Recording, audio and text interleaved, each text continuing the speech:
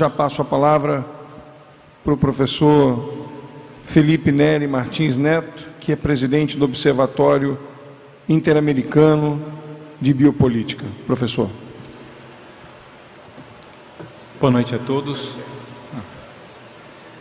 Quero agradecer aos deputados Albertassi, que também possibilitou essa solenidade, e principalmente ao deputado aqui presente, Márcio Pacheco, que nos acolheu muito bem desde que nós chegamos aqui ao Rio de Janeiro. Saudar também muitas pessoas conhecidas aqui. E depois de ouvir as duas exposições, eu gostaria de me dirigir não só aqui aos presentes, mas como está sendo gravado, está ao vivo, né? Eu queria me dirigir aos pais de família, né? Eu sou casado, pai, tenho 4 filhos e quero discutir aqui, apresentar aos senhores, informá-los sobre a implementação das políticas de gênero em nosso sistema educacional. Ou seja, eu quero mostrar concretamente como esta ideologia vem sendo implementada em nosso país. Primeiro, para que entendam que nós não estamos falando de um tema que, quem sabe, daqui 20, 30 anos estará na pauta das discussões, estará na nossa sociedade. Não, que já está vigente. Não apenas no Brasil, mas vamos falar do nosso país. Em algum momento ou outro, eu pretendo apresentar alguns dados de outros países também. Eu gostaria, na verdade, de poder apresentar aqui, tinha inclusive preparado uma apresentação por PowerPoint, para que pudessem acompanhar os documentos. Não foi uma falha dos deputados, na verdade foi uma falha de comunicação da nossa parte e isso acabou sendo impossibilitado, né? Então, eu mesmo aqui conversando com o deputado, ele já aqui disse que todo esse material estará disposto. Eu estou dizendo isso porque, da mesma maneira que o padre José Eduardo falava claramente que não pedia que os senhores aqui presentes e todos aqueles que nos ouvem acreditem nas nossas palavras, mas que observem os fatos, as evidências, que possam realmente, através dos próprios documentos, estudar e verificar que o que estamos apresentando de fato é uma realidade. Nós não queremos estar aqui em nenhum momento como se estivéssemos num debate e tivéssemos duas posições diferentes. E dentro dessas duas posições, alguns poderiam ter a impressão de que são diferentes e válidas.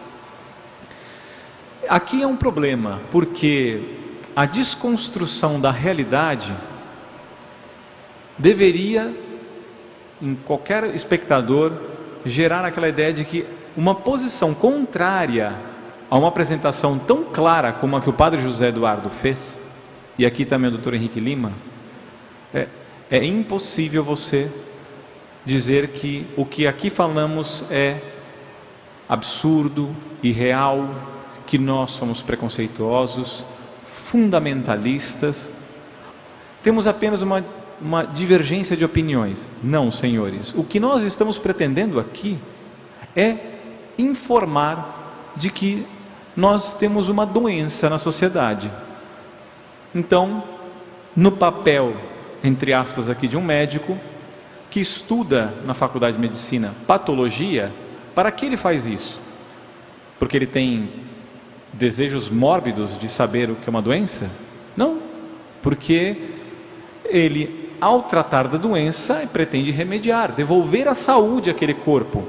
Este é o objetivo, ou seja, o médico quer devolver a saúde ao corpo da pessoa que está enferma. Muito bem, a mesma posição nós temos aqui. Não temos uma posição pessimista, mas realista.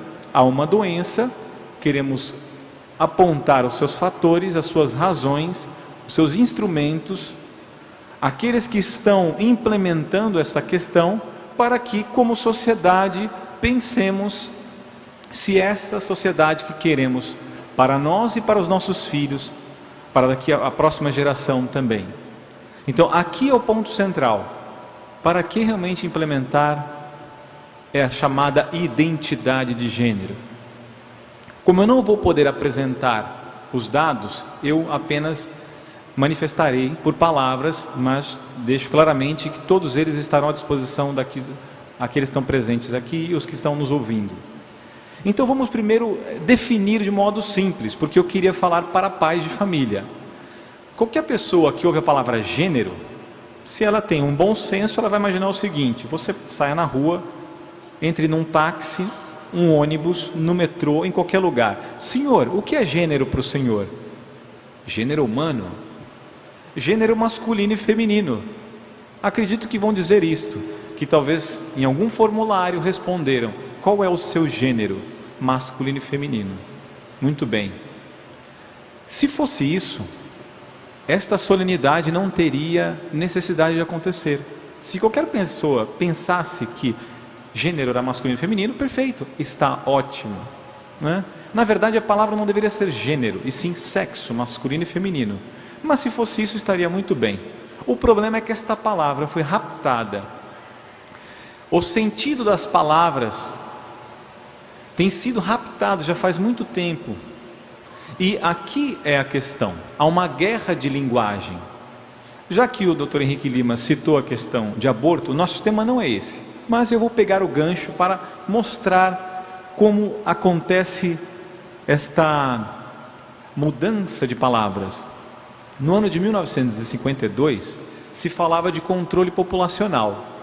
Pesquisem na internet e verão que naquela época se falava muito de controle populacional, porque se falava de uma explosão demográfica e por conta das questões da sociedade, da sua manutenção, então era necessário controle populacional. Isso obviamente chocava muitas pessoas naquela época, e depois a palavra é alterada, anos depois, para planejamento familiar. A mudança já é bem significativa. Nos anos de 90, se coloca uma nova terminologia: direitos sexuais e reprodutivos da mulher, igual a aborto. Nos anos de 2012, isso tudo é público, é que nós não estamos numa solenidade para tratar desta questão, então eu estou apenas citando as palavras. No ano de 2012, numa conferência em Londres, estiveram reunidos grandes fundações e ali trataram da política de redução de danos, saúde possível, para se falar de aborto. Em nosso país, foi sancionada pela atual presidente a chamada Lei Cavalo de Troia, que tem esta mesma ideia de política de redução de danos, porque a mulher passa por um aborto inseguro, né? Na verdade, por uma gravidez indesejada e que, numa clínica clandestina, acaba por realizar um aborto inseguro.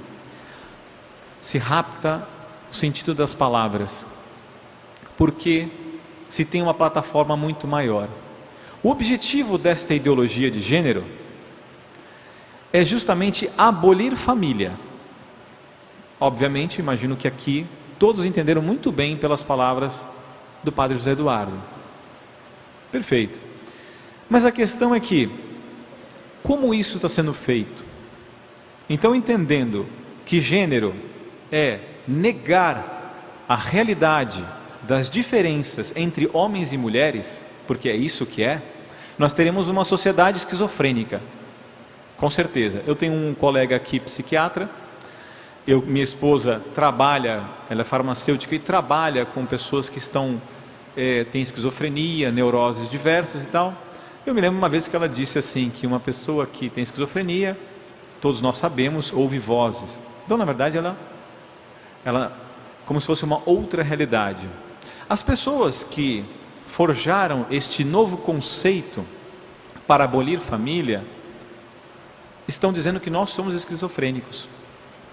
Estão dizendo que o que nós vemos não é a realidade.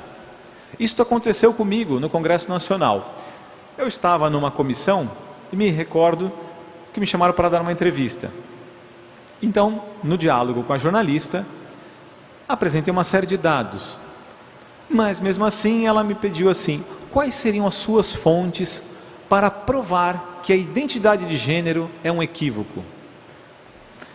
Eu apontei algumas coisas e mesmo assim ela insistiu. Mas como o senhor pode provar que de verdade não existe, que o senhor está falando que existem homens e mulheres, e como o senhor prova isso? Eu falei, ué? Com uma observação óbvia da evidência, a senhora é uma mulher e eu estou um homem. Como o senhor prova isso? Com os meus olhos. Se o senhor fosse cego, minha senhora, as diferenças são claras. E ela insistia. Aí a questão seria, será que ela, com todo respeito, teria um rebaixamento intelectual? Não, com certeza não. Mas é porque eles tentam nos fazer parecer que nós somos rebaixados intelectualmente. Que nós, não, na verdade, nós estamos num outro mundo. Porque pensamos diferente. Então veja, entrar num debate de ideologia de gênero é entender o seguinte, senhores: nós não estamos num ringue com luvas dos dois lados. O outro lado está com uma ferradura na mão, com um soco inglês, e você está com uma luva. Você entra para lutar? Se você quiser, fica à vontade. Eu não. O que eu faria?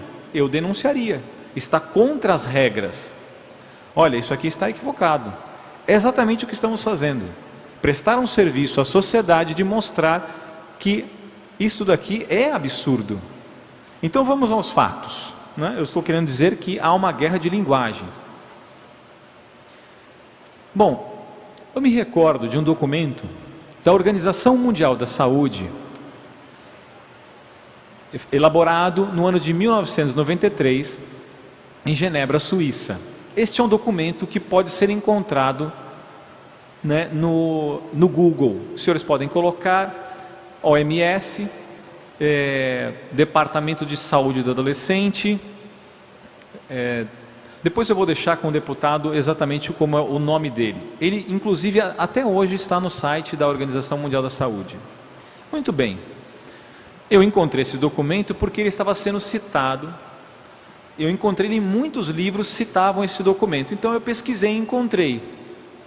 Na página 41 deste documento, ele dizia o seguinte, isso é 1993, que qualquer pessoa que tivesse uma posição diferente daquilo que é a realidade de uma família, era entendido até aquela época, na sua expressão da sua sexualidade, como um desvio da sexualidade. Então, nesta página 41, ele diz o seguinte, que era necessária, então, uma mudança terminológica, de desvio para variação sexual. É uma mudança radical. Eu tenho aqui uma reta, e eu encontro uma placa falando desvio, eu entendo muito bem que é um desvio, depois eu volto para lá. Agora uma variação, o que seria uma variação de uma reta? Não sei nem para onde eu vou. Variação. Imagina na placa assim, né? Então, eles colocam logo abaixo o seguinte, que não necessariamente estas variações sexuais são nocivas. É um documento oficial da OMS. Então, na página 42, eles passam a listar estas variações sexuais não nocivas aos jovens, porque é feito ao Departamento de Saúde do Adolescente para que os profissionais que lidassem com os jovens tratassem dessa questão. E os senhores vão encontrar lá, não precisa acreditar em mim, leiam, eu vou deixar disponível. Sadomasoquismo, pedofilia, voyeurismo, uma série de desvios sexuais, porque nós estamos falando de jovens. Muito bem, qual é a ideia que eles pretendem neste documento? Dizer o seguinte, então temos que entender a ideia por trás, entender o que eles pretendem e aquilo que eles estão falando, que uma pessoa, para ser realizada, sexualmente falando, chegar à sua maturidade e exercer de modo livre a sua sexualidade, é necessário que ele tenha a ampla experiência da sua sexualidade. Então, isso é um ano de 1993, e esse documento que vai nortear, é a Organização Mundial da Saúde, nortear a prática da sexualidade.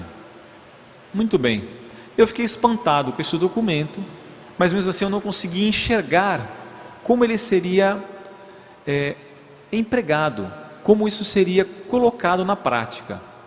Muito bem, eu me recordo que na época eu estava como diretor do Colégio de São Bento, da cidade de São Paulo, e com minha equipe nós começamos a observar os materiais didáticos da biblioteca.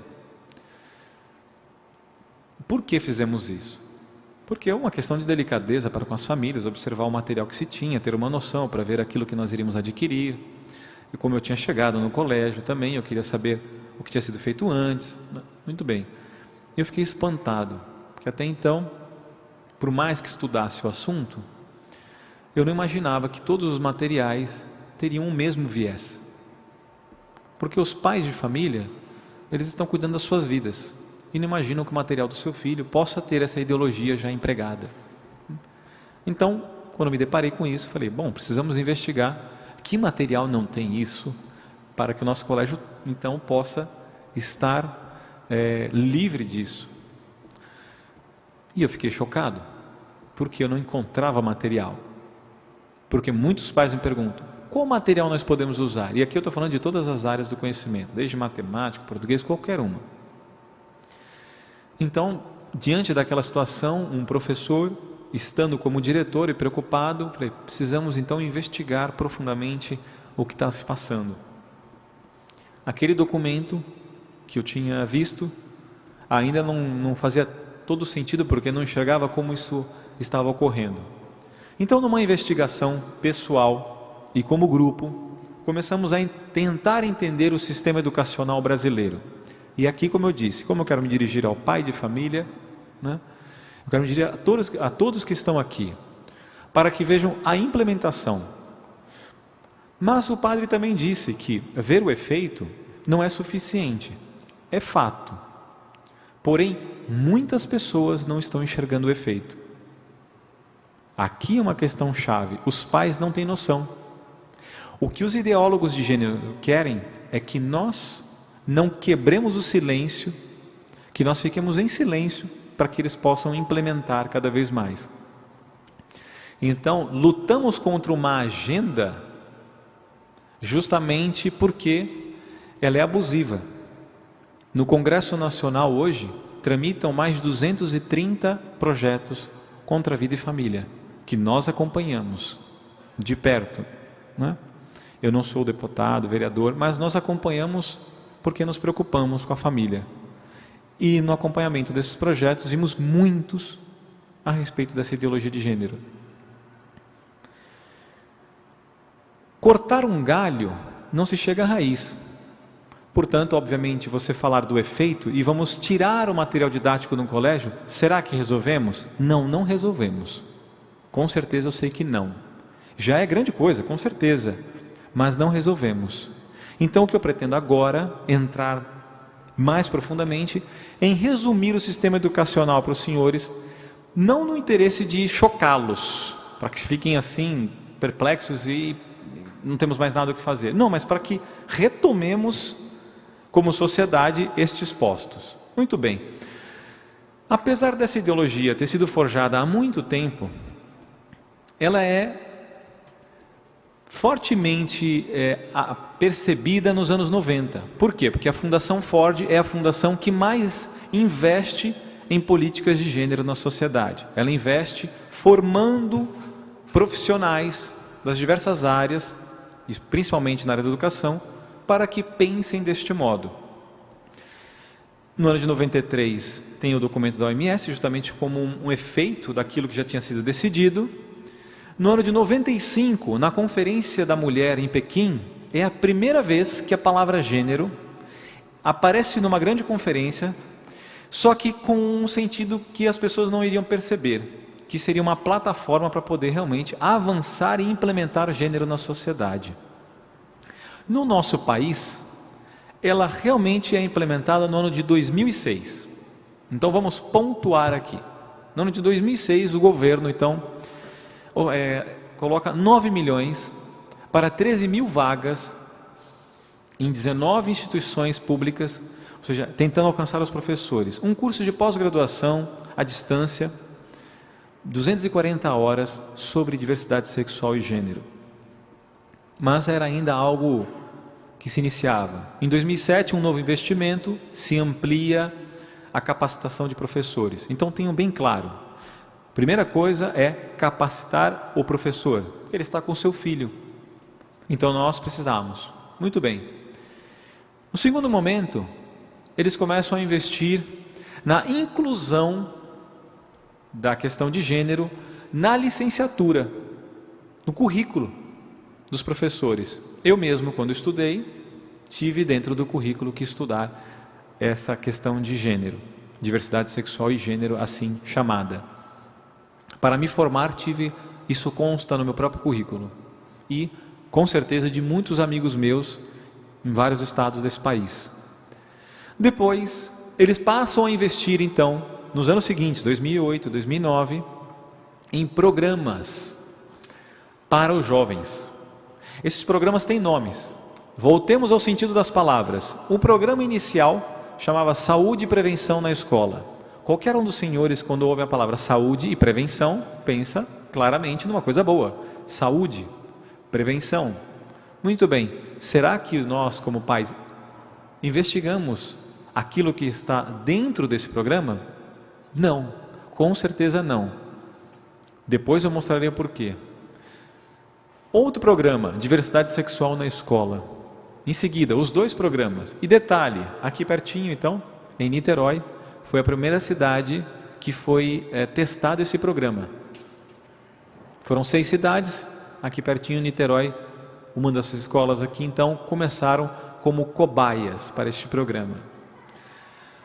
No mesmo momento, e praticamente em que se estava se capacitando professores, também se elaboravam materiais para subsidiar o trabalho desses professores. Por quê? Porque o professor, além daquele curso, seria insuficiente para que ele pensasse na política de gênero. Ele deveria saber isso, deveria ter material produzido. Porque um dos eixos já sacramentados nas conferências, nos conselhos nacionais, no Conselho Nacional de Educação, um dos eixos centrais definidos no ano de 2010 era que o professor deveria, desde o início da sua formação e numa formação continuada, receber este material da identidade de gênero. Os materiais didáticos e paradidáticos também são produzidos e são vistos, esses sim percebidos por alguns pais mais atentos. Por exemplo, os 3 Chapeuzinhos Vermelhos. Talvez não conheçam. É uma história incrível. Papai Noel casa com a Chapeuzinho Vermelho. Papai Noel mais velho. Chapeuzinho Vermelho é uma criança. E resolve discutir a sua relação de divórcio com seu filho Saci Pererê. Esse é um livro conhecidíssimo, um paradidático. Não estou dizendo que está no colégio, é livre. Mas muita gente tem no colégio. Eu encontrei no São Bento quando lá cheguei. Falei, puxa vida, que incrível, né? Por quê? Quer se quebrar, lembra da OMS? A mais vasta experiência sexual. Então, também ali, Papai Noel se casa com um Chapeuzinho Vermelho. Eu não criei nada disso, senhores. Então, poderá parecer uma coisa de um alarme assim, nossa, mas que absurdo isso. Não, absurdo é existir uma história desta. Nos Estados Unidos existe uma associação chamada NAMBLA, de pessoas, ou seja, de adultos que amam crianças. Na Holanda foi aprovada, agora neste ano, em 5 de abril, no Supremo Tribunal, a possibilidade de existir uma associação lá também, que trate do amor entre gerações. Amor entre gerações, cai o nome pedofilia, pederastia, então amor entre as gerações. Veja bem, será que no nosso país também, dentro de 10, 20 anos, não teremos também isto, como já há em tantos outros? Por isso que temos que ter muito clara a falsidade das terminologias que são usadas. Aqui nós estamos falando de gênero. Gênero não é homossexualismo. Gênero é a negação do ser humano. da sua identidade. Muitos querem nos atacar, que nós estamos falando disso. Nós nem fugimos do assunto aqui, não é o assunto aqui. Estamos falando de ideologia de gênero. Você não existe como homem e mulher. Inclusive eles falam que se você se sentir um cavalo, quiser se expressar como um cavalo, você pode. Então, qualquer um dos senhores, amanhã, quando acordar, às 9 da manhã, às 7 da manhã, se sentir um periquito, maravilha. Às 11 você pode ser uma perereca. Ao meio-dia, um papagaio.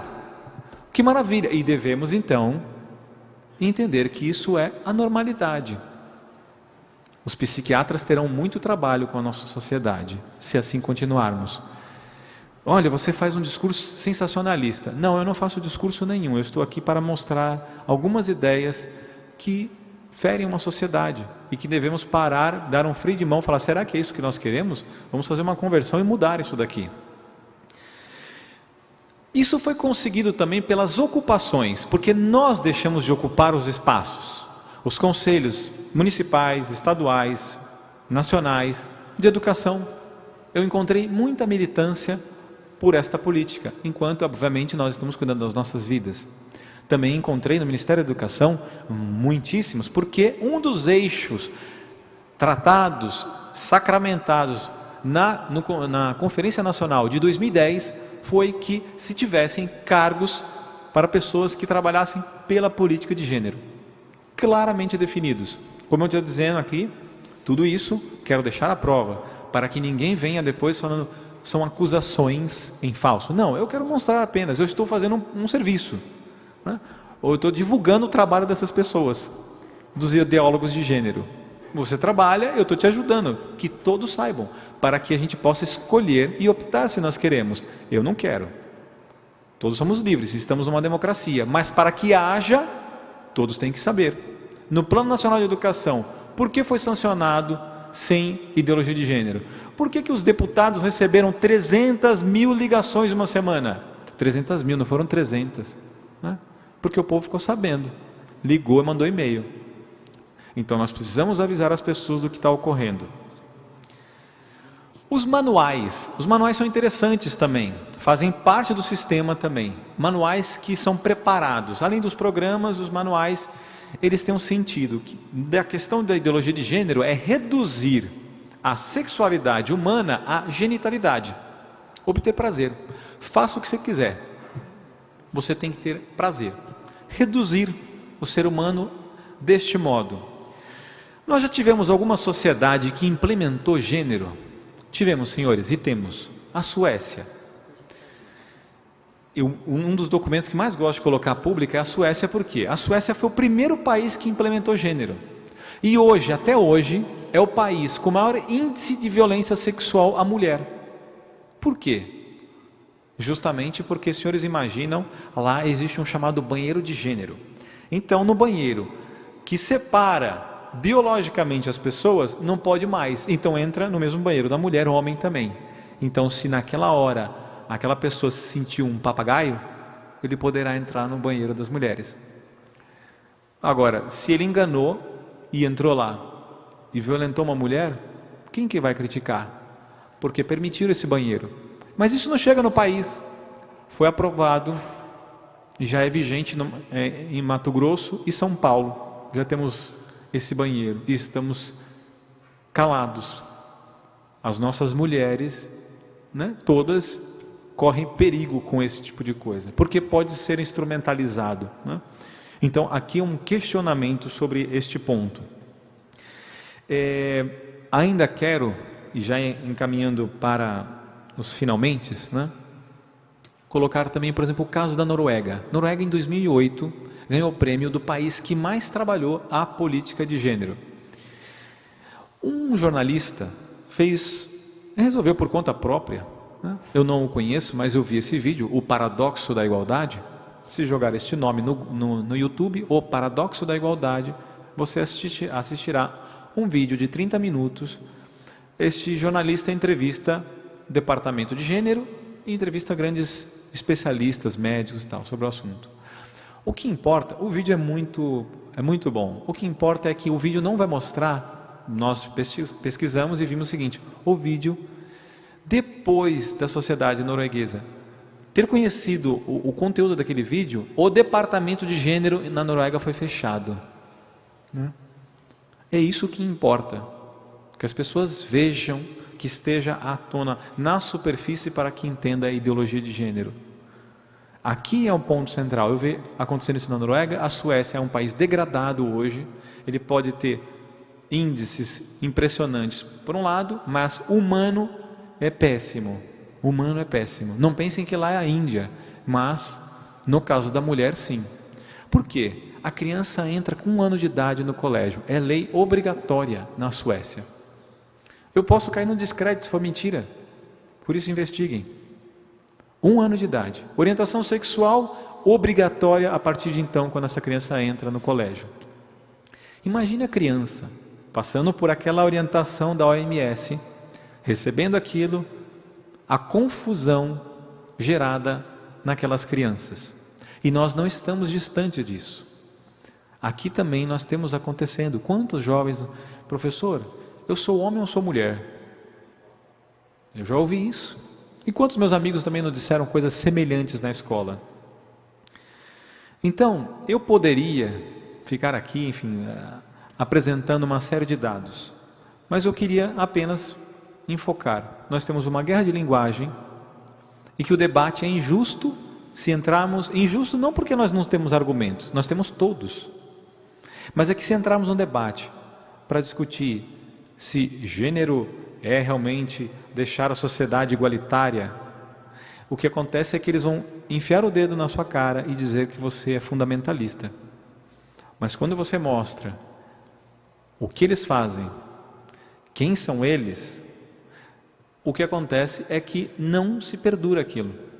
E nós estamos falando de uma parcela que não chega a 1%, porque o povo se manifesta, a ideologia não passa.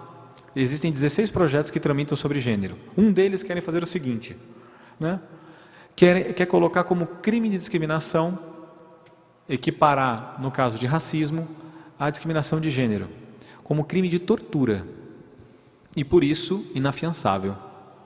Então, se isso for aprovado, já tem delegacia de gênero em São Paulo, em breve eu estarei preso. Será um enorme prazer. Por quê? Porque na verdade o que nós estamos falando apenas é que a família deve ser promovida e defendida. É esta a questão. Nós não estamos discriminando ninguém, mas estamos discriminando família.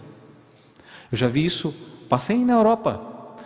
A Holanda se proibiu publicamente de ter imagem da família, porque ela por si só é discriminatória. Então era para retirar as imagens de uma família. Então se eu andar de mão dada, tirar uma foto e colocar um folder, eu estou discriminando alguém. Veja a doença que nós estamos colocando na sociedade. Então eu pergunto para finalizar: que homens e mulheres estaremos formando? Onde queremos chegar? Nós temos uma educação que tem como finalidade o controle do comportamento. Apenas isso. O que se discute em educação é isto. Nós temos que mudar esta concepção.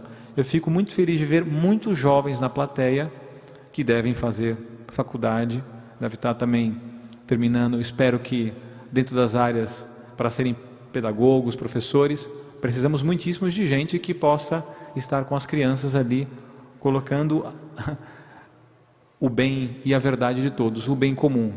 Então eu agradeço muitíssimo essa oportunidade. Espero que aqui esta contribuição não aqui termine, mas que possam estudar sobre essa temática e manifestá-la nos meios profissionais que cada um aqui pode exercer, na sua família, com seus amigos, como um grande ato de caridade, para com as pessoas. Mostrar o que de fato nós temos. Eu estou à disposição para os devidos esclarecimentos e espero contribuir muito mais. Então agradeço a todos e boa noite.